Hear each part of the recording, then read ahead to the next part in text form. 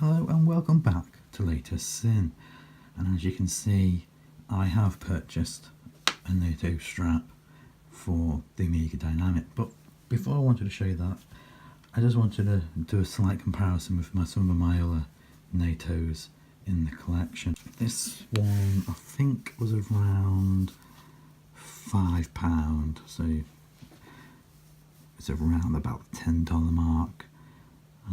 This was the one I did actually have on the Omega Dynamic, but I went back to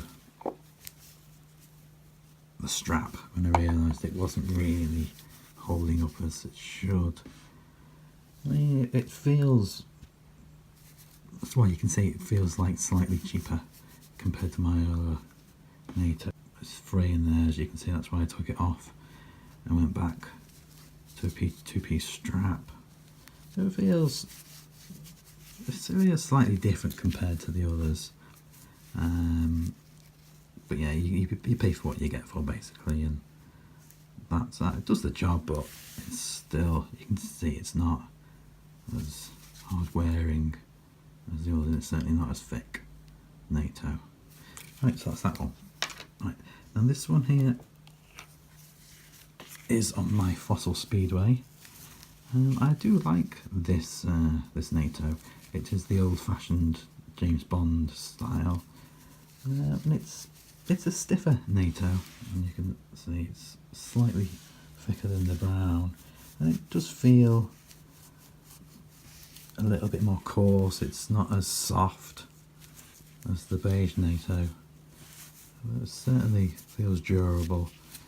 And I do like this NATO on the Speedway. So yeah, I'll probably give that one a 7 out of 10, and I'd probably give the beige brown one a 4 or a 5. Next, I've got this one on my Spinnaker. Now this, you can definitely feel the difference between that one and the Speedway. It's much softer, there's a glossy feel to it, and a nice shine. It's much more wearable on the wrist. It doesn't really scratch your skin. It's a nice NATO. I think this was from is it a Zulu Diver Watch Gecko? Yeah, it's a Zulu Diver. I think I paid around £20 mark for this, so you're looking at $30–40. And yeah, you can tell the difference between that, this one, which I paid around 15. You can tell the difference between that, and certainly between that one and this one there's this vast difference. You can just see the shine of the material used on the Spinnaker's one. So yeah, I like that NATO. I do like that NATO. It's a good NATO. I'd probably give that a 9 out of 10, I would have said. Right, let's just go to look at this one, which is on my Glycine Airman. Now this is slightly stiffer material, much like this one on the Speedway. It's got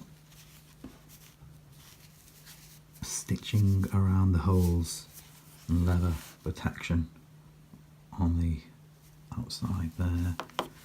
It's a thicker band. It's not as glossy feel or soft touch as the Spinnaker on the Spinnaker rack. Yeah, it's a good NATO. I'd probably give this one an 8 out of 10, just really because it's slightly stiffer than the others. And finally, this one, which is now on the Dynamic, and this one, you can feel the difference between the other NATOs. It's soft, it is slightly thicker, and it's got a soft glossy feel like the Zulu Diver. And here is the wrist shot. I'm glad that I went for the red-yellow combination. I was going to punt for either the black or the yellow NATO strap, but I think the red is a nice change. So is it worth the $120, $180 price tag? Well, I suppose it comes down to the personal preference. do you want that Omega logo on the buckle there? Does that really matter to you? For me, I've had 3 Omega leather straps on this piece since new, with 2 replacements costing around the £100 mark, $160. So were the replacements worth the money? Well, no, as they didn't last all that long. The first strap it came on here still looks good, although a little battered around the back. And the only reason I swapped it out was that I fancied a change, and I went for the yellow calf leather. But the quality levels had obviously certainly changed during the time period. It wasn't the same as the original, and it soon became clear as the band soon split and needed replacing. And I went for the same, and hey presto, it went the same way. It was at this point I decided to look elsewhere, and I came across the orange one here from Watch Gecko, which was around £12, $20. It's nylon with leather backing, and it's certainly sturdy and looks the part. Right, back to the NATO. So for an extra 20 quid, I think you're getting a strap that will certainly outlive the leather equivalent, and for once I'm able to swim wearing the dynamic, another plus. So to sum up, I would certainly rank the Zulu Diver NATO strap with this Omega NATO on quality levels, but the Omega just edges it for me, and let's be honest, it should given the price difference. So that's the end of this little review of the Omega NATO strap. If you've liked this video, please do like and subscribe, and I'll see you in the next one. Finally, I'm alone. That certainly took some doing, believe me. I've left the wife at the makeup counter, so hopefully, while she's getting her face painted, I can have some fun.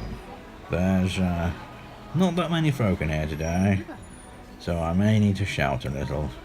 Let's see if I can get thrown out of here before the wife asks for the credit card. Oh yes, this seems like the perfect place to whip up my Hamilton and give it a really good shake. Who's your daddy? That's right, it's my left hand. He's the daddy. Oh. Would you look at that? Now that's what I'm talking about. Dramatic lift. Oh yes. Good rhythm now, good rhythm. Who's your daddy? Who's your daddy? That's right, it's me, I'm the daddy. Who's your daddy?